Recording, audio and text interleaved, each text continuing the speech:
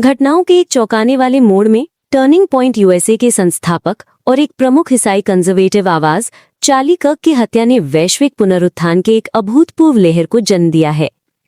10 सितंबर को एरिजोना में एक लाइव कार्यक्रम के दौरान कर्क को गोली मार दी गई। संदिग्ध रिपोर्टेडली वामपंथी विचारधाराओं से जुड़ा हुआ बताया गया। प्रत्यक्षदर्शी और मेंटर डॉक्टर फ्रैंक टुरेक ने उस भयानक दृश्य का वर्णन करते हुए कहा कि कर्क के अंतिम शब्द केवल एक थे, यीशु। ये क्षण यद्यपि दुखद था, लेकिन अब राजनीति से परे जाकर विश्वास का एक शक्तिशाली प्रतीक बन गया है। सोशल मीडिया प्रभाव।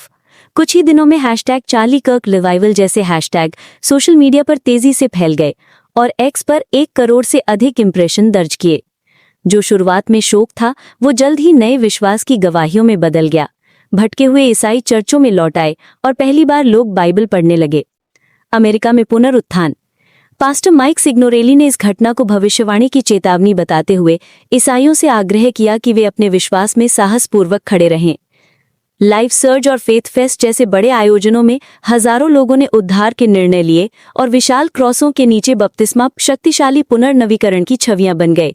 पूरे अमेरिका में कई चर्चों ने 20 से 50% तक उपस्थिति बढ़ने की रिपोर्ट की। वैश्विक लहर। और ये केवल अमेरिका तक सीमित नहीं रहा। ब्राजील, जो सबसे तेजी से बढ़ते ईसाई राष्ट्रों में से एक है, वहां चर्चों ने भी इस आंदोलन की गूंज दोहराई और इसे अपने मिशनरी बूम से जोड़ा। प्रभावशाली आवाजें भी इस आह्वान से जुड़ गईं। गायिका लॉरेन डाइगल ने प्रार्थना और उपवास की अपील की, जबकि अभिनेता क्रिस प्राइट का बाइबल वाचन वायरल हो गया और 50 लाख से अधिक बार देखा गया। यहाँ तक कि इलॉन मस्क ने भी प्रतिक्रिया देते हुए अनंत जीवन के अर्थ पर विचार किया। गवाहियां और परिवर्तन। ऑनलाइन गवाहियां उमड़ पड़ीं।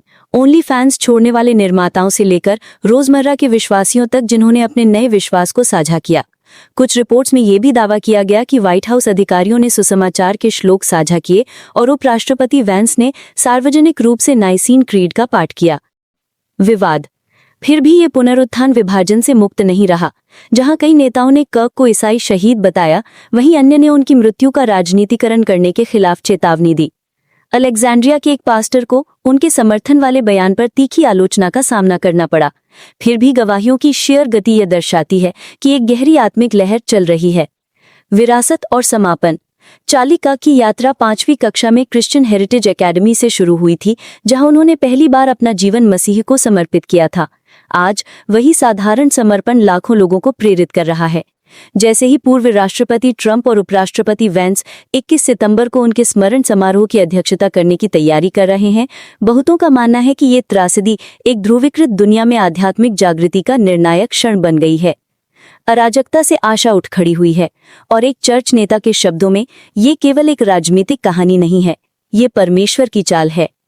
इसी तरह वर्ल्ड क्रिश्चियन न्यूज जानने के लिए चैनल को सब्सक्राइब करें। धन्यवाद।